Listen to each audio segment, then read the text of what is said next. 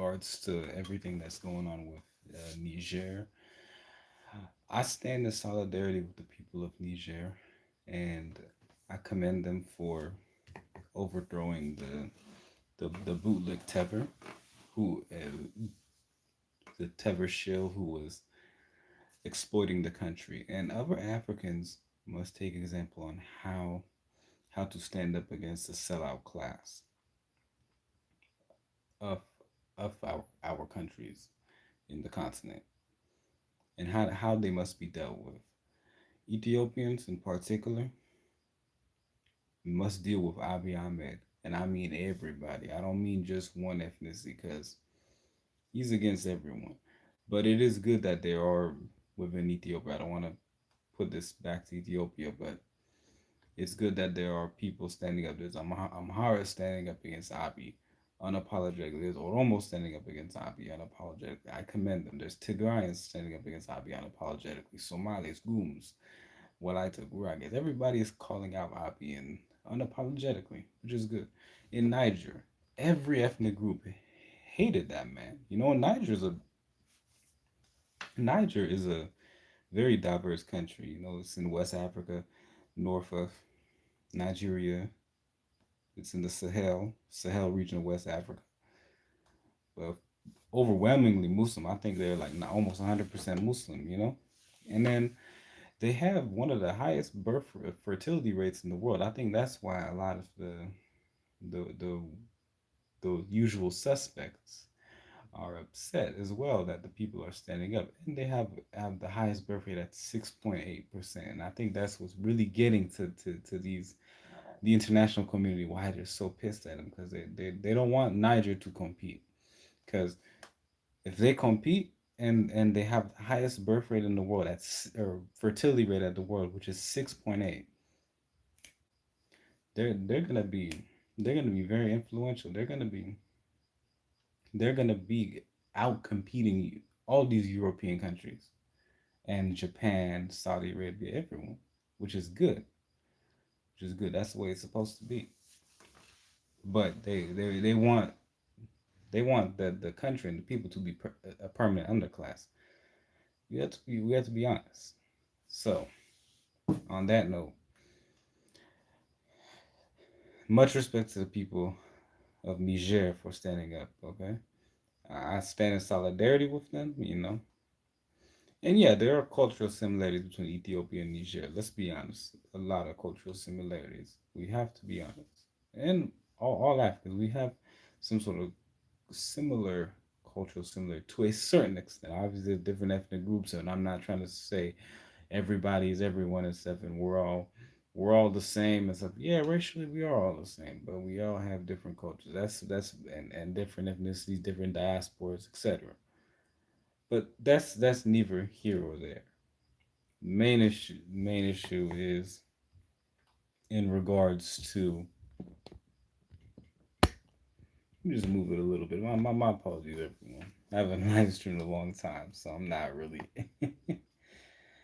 Ah, Lord. But this is not a laughing matter.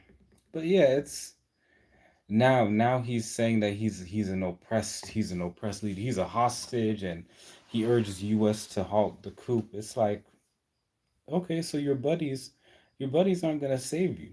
And this is what I'm saying to all these leaders too. When shit really hits the fan,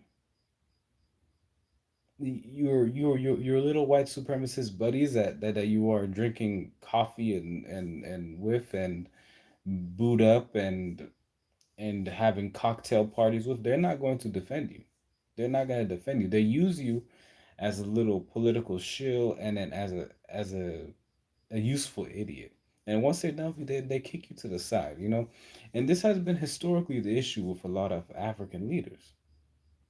This has been. Uh, they they end up being used by these white supremacists or anti-black racists, dividing the people uh, deliberately. And then when shit hits the fan, they start crying, saying, "Hey, hey, I'm one of y'all. I'm one of y'all. Yeah, if you're one of us, then why aren't you fighting for us? The fuck, the hell. My apologies. I didn't mean to curse, but like." And then when shit really hits the fan, we can't be. We're gonna go at it with you as well, and then with them too. But you know, we don't. This is what I'm trying to say is this.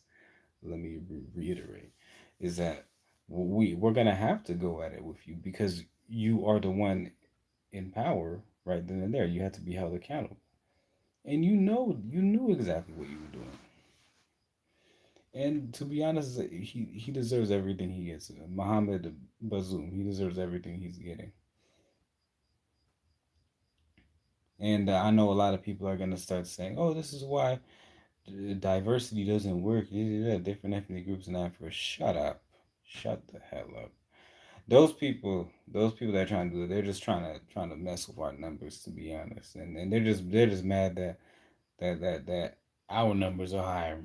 That's what it is. Don't listen to these fools, these idiots. You know, I believe Abiy Ahmed is gonna be next. God willingly. I would be extremely happy if that happens. But yeah, I believe Abiy Ahmed is will be next in regards to being the coup.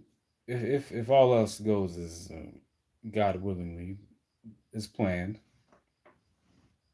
But yeah, you know, we this is a final straw. Either we this younger generation we stand up and fight back and make sure that the future generations will be good, or will be the same old, or will be a permanent underclass and having to flee and everything like that. And there's no more fleeing. You can't flee anymore. These white supremacists are emboldened every day. Let's look at Peyton Gender's manifesto, 180 pages. Many of them think like that. We have to be honest. The elites think like that, and some of the common folks think like that. Not a good, not a good thing. Now, the thing is, these bootlicks, they have to be made an example of. Luckily, Niger is the example of how to handle the situation. But now he's asking us for help. He's asking Sleepy Joe for help. He's gonna ask probably DeSantis too. He's gonna be, you know, he's a useful idiot. He's he's a bootlick, and he got what he deserved. And to be honest, like, why? My thing is this: why do you side with them? Why you know that playing with white supremacists is a is a is a gamble. It's like playing, what's that game called? Russian roulette. Russian roulette. You know exactly what's going to happen. You know, and to be honest, it is what it is in regards to what happens, because you sided with these people. You've sided with a lot of these enemies. So it wouldn't really matter, in my opinion, to me, whatever happens to them.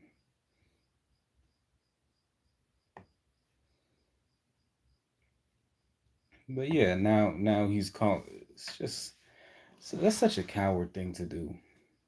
Like, he's asking Macron and all of these people. This is ridiculous. But yeah, Niger. God bless the people of Niger. I will say that. God bless them. Thank you. Thank you to my brothers on the west side of Africa, on the western Sahel of Africa.